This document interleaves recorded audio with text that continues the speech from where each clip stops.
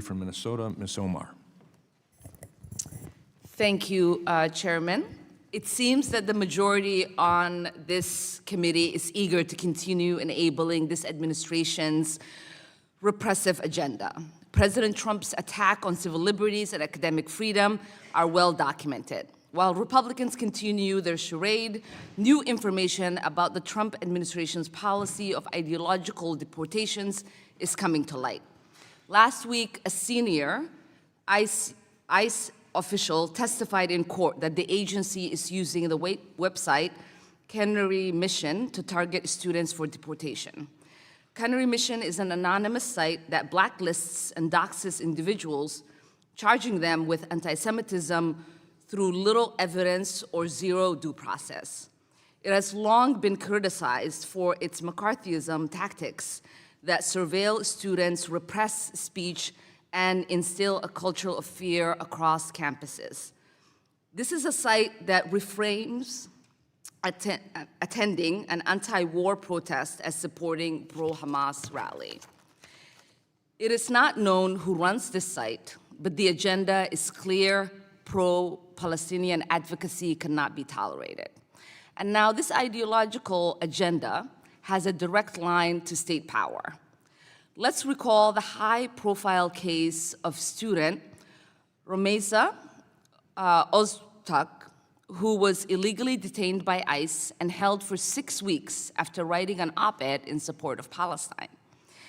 Curiously, that op-ed was published entirely a year before ICE chose to target her.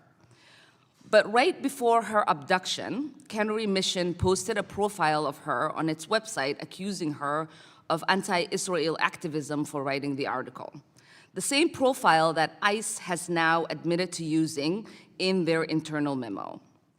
In a matter of weeks, she was picked up and her student status was terminated.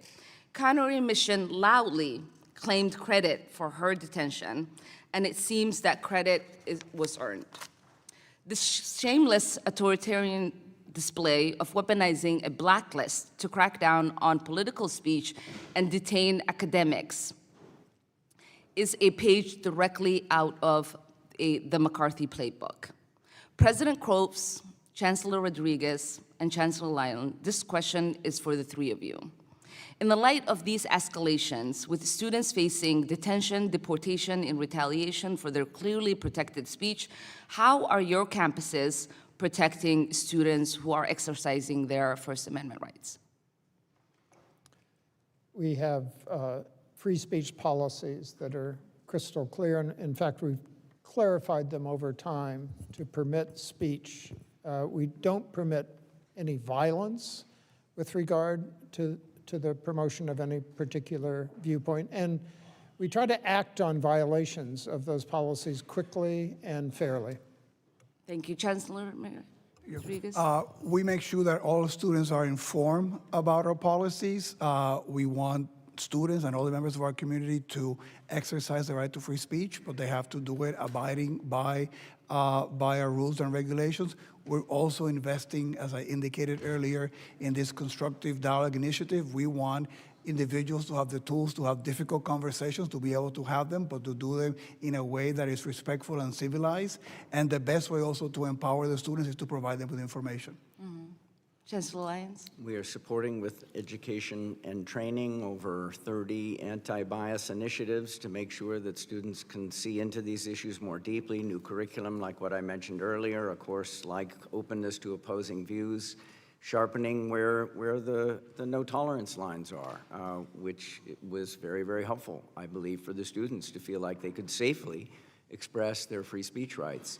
And at what stage, to the three of you again, will you intervene when students are being doxxed? We've seen fans in front of your campuses with students being doxxed. Well, at Berkeley, the question there is if a doxing or other discrimination or harassment event would be reported, and we would follow it up with an investigation and make a decision. And we have a webpage that we indicate to members of the community as a resource for the different